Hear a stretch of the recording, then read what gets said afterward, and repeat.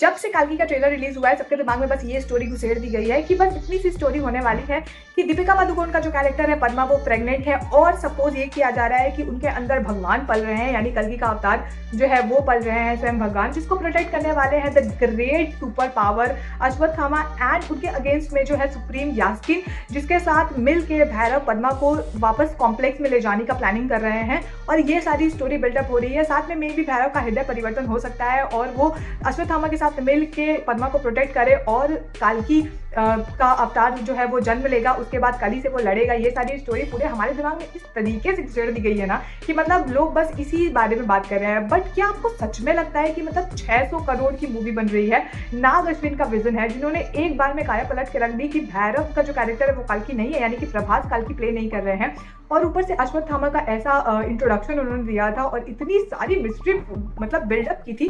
सच में ऐसा लगता है कि ये स्टोरी होने वाली है? Definitely not, I don't think so कि ये स्टोरी होने वाली है, क्योंकि इतनी आसानी से तो ये नहीं दिखा दिया जाएगा कि पद्मा जो है वो प्रेग्नेंट है और उनके पेट में भगवान पल रहे हैं। मुझे तो डेफिनेटली ऐसा नहीं लगता है। हमारे दिमाग में ये आया भी तो इसलिए आया क्योंकि ऐसा बोला जाता है कि कल्कि की जो माता होगी उनका नाम होगा सुमिति, और पद्मा का जो बायोडेटा उसमें दिखाया जाता है उसमें उनका नाम होता है सम 80। तो बहुत सारे लोगों को ऐसा प्रेडिक्शन हो रहा है कि हाँ Sumiti and some 80 that is just similar name, तो maybe that is the reason कि हाँ वो हो सकती है कल्कि की माँ। ज्यादा हाइप क्रिएट करने के बाद इतनी आसानी से कल्कि की माँ और कल्कि को नहीं दिखा दिया जाएगा। There is a lot story to go. सबसे पहले तो ये दिखाएंगे कि अश्वत्थामा एक सिंगल इमॉर्टल है, अभी बाकी 6 इमॉर्टल्स यानी कि 7 चिरंजीवियों में से अभी सिर्फ एक चिरंजीवी को दिखाया है जो कि सुप्रीम एक्सट्रीम पावरफुल है। इसके बाद 6 चिरंजीवियों को भी दिखाया जाएगा, तो उस पे एक अलग ही मूवी बन सकती है। पूरा एक यूनिवर्स कल्कि का क्रिएट होगा, धीरे धीरे करके स्टोरी बिल्डअप होगी। तो 7 चिरंजीवियों में से एक चिरंजीवी को दिखाया गया है। उसके बाद अभी 6 चिरंजीवी की खोज होगी और उनको साथ मिल के तब जाके वो कल्कि को बॉर्न होने में हेल्प करेंगे एंड उसके बाद जाके काली के साथ वो युद्ध होगा। देन मतलब अभी काफी टाइम है इन सारी चीजों के लिए। तो पहले अश्वत्थामा की स्टोरी को दिखाया जाएगा कि कैसे महाभारत के टाइम में उनके पास से वो मणि छीन ली गई थी जो उनके सर पे थी, एंड अभी के टाइम में उनको मणि कैसे वापस मिली, कैसे वापस नहीं मिली, तो वो स्टोरी अभी दिखाई जाएगी। तो उसमें आधी मूवी निकल ही जाएगी। उसके बाद भैरव का जो कैरेक्टर है वो धीरे धीरे बिल्डअप किया जाएगा कि भैरव का कैरेक्टर एक्चुअली है क्या, वो प्रोटेक्टर है या फिर दोनों के साइड में नहीं है। बट उनके कैरेक्टर में थोड़ा सा फनी सीन डालने के लिए क्रिंज डाल दिया गया है, जो कि मतलब ऐसा जरूरी नहीं था। एक तरफ से निकल रहा है, एक तरफ से इधर से निकल रहा है, दोनों हाई कर रहे हैं, मतलब क्रिंज, ये पूरा क्रिंजी हो गया ये सारा सीन। उसके बाद जब वो बुज्जी से निकल के आते हैं बाहर, तो उसमें ऐसा पता नहीं क्यों बहुत भारी भरकम मोटे से लग रहे हैं, ऐसा लग रहा है कोई गोली निकल के आ रही है।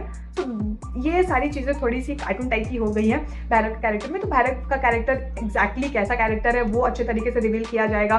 उसके बाद पद्मा का कैरेक्टर है, ऐसा मतलब ऐसा भीतरी सूत्रों से पता चला है कि पद्मा का जो कैरेक्टर है वो अकेले प्रेग्नेंट नहीं है, इसके अलावा और भी 150 लड़कियां हैं जो प्रेग्नेंट है, जो या फिर जिनको प्रेग्नेंट करवाया गया है, या फिर जिनके बच्चों का या फिर जिनके फीटस का मे बी यूज़ हो कल्कि से या फिर सुप्रीम यास्किन के जिंदा रहने से, क्योंकि उनका जो लुक दिखाया गया है दैट इज जस्ट मतलब डिस्गस्टिंग लुक है ऑब्वियसली। और उस कैरेक्टर में वो पूरा घुस गए हैं एंड उनकी जो आवाज़ है, जिस तरीके की आवाज़ उन्होंने निकाली है और जो लाइन एक बोली है, एक नया युग आने वाला है, दैट इज जस्ट गूज़बम्प्स वाली लाइन्स है। तो मे बी उनके अभी तक जिंदा रहने के लिए या फिर बहुत सारी ऐसी रीजंस हो सकते हैं जिसके लिए उन लोगों को, उन लड़कियों को प्रेग्नेंट किया गया है और इसी की वजह से पद्मा और उनके बच्चे की ज़रूरत हो सुप्रीम यास्किन को।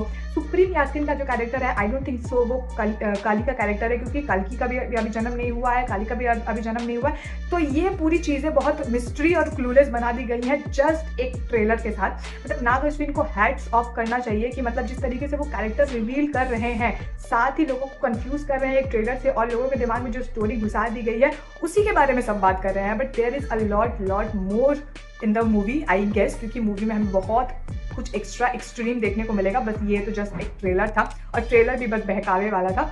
ये पॉसिबल हो सकता है कि भैरव का जो कैरेक्टर है वो लॉर्ड शिव का कैरेक्टर हो सकता है, जो प्रोटेक्टर और डिस्ट्रॉयर दोनों है। तो अभी वो डिस्ट्रॉयर का काम कर रहे हैं, मे बी बाद में प्रोटेक्टर का काम करना शुरू कर दे। बाद वो 7 चिरंजीवियों में से एक चिरंजीवी निकले बाद में, क्या पता, ये भी पॉसिबल हो सकता है। या फिर उन 7 चिरंजीवियों के साथ मिल के, अश्वत्थामा के साथ मिल के काल्की को बॉर्न होने में हेल्प करे और फिर जाके कहीं काली के साथ युद्ध होगा। तो there is a lot more thing in the movie rather than in the trailer. तो अभी हम लोग कोई कंक्लूजन पे नहीं पहुंच सकते हैं कि हाँ यही स्टोरी होगी ट्रेलर देखने के बाद।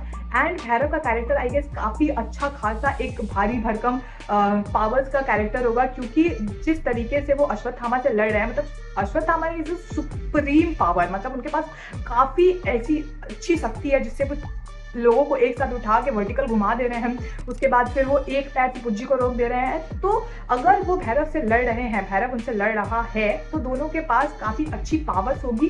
भैरव के पास भी काफ़ी अच्छी सुप्रीम पावर्स होगी जिसका अंदाज़ा उसे अभी नहीं है, क्योंकि वो बस कॉम्प्लेक्स में जाने की तैयारी कर रहा है। तो मे बी उसका अंदाज़ा अभी उसको नहीं होगा, बट बाद में जैसे स्टोरी बिल्डअप होगी शायद उसको अपनी शक्तियों का अंदाज़ा होगा, क्योंकि अश्वत्थामा और भैरव की जो लड़ाई है वो ऐसे ही तो नहीं दिखा दी गई है। There is a lot more thing in that too also. Overall मेरे ख्याल से अभी बस एक झलक दिखाई गई है और हमें बहकाने के लिए ये पूरा ट्रेलर बिल्डअप किया गया है।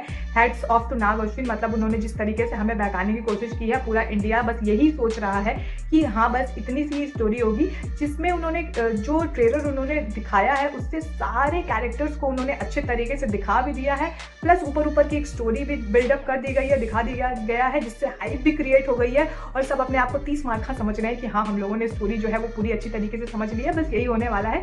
बट नहीं, ये एक अच्छा मतलब हिस्ट्री क्रिएट करने वाला है काल्की एक इंडियन सिनेमा में। और इसकी बात, इस मूवी की बात आई गेस ऑलमोस्ट 5, 6, 7 सालों तक की जाएगी, क्योंकि ये इतने से में ही तो ख़त्म नहीं होने वाला है। इसके बहुत सारे पार्ट आने वाले हैं और जैसे जैसे पार्ट आएंगे वैसे वैसे कैरेक्टर्स को और अच्छे से निखारा जाएगा और अच्छे से बताया जाएगा। उसके बाद जाके कहीं लास्ट में काल्की और काली का युद्ध होगा।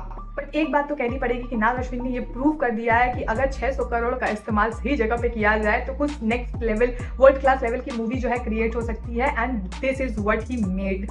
काल्की का ट्रेलर ही इतना धमाकेदार है, वी कैन नॉट इमेजिन कि मूवी किस लेवल की होने वाली है। We all are eagerly waiting for the movie to be release. तो क्या लगता है कि क्या ये स्टोरी बस इतनी सी है या फिर there is a lot more thing to be revealed in the movie? I guess आप मुझे अपने ओपिनियंस कमेंट सेक्शन में जरूर बताइएगा। आज के लिए बस इतना ही। मैं मिलती हूँ नेक्स्ट एक अमेजिंग कंटेंट के साथ। तब तक के लिए खुश रहिए, मुस्कुराते रहिए and subscribe the channel for more videos like this. Bye.